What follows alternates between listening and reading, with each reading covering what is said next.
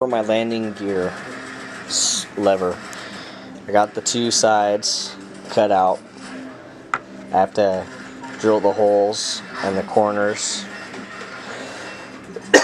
and I gotta attach my switches.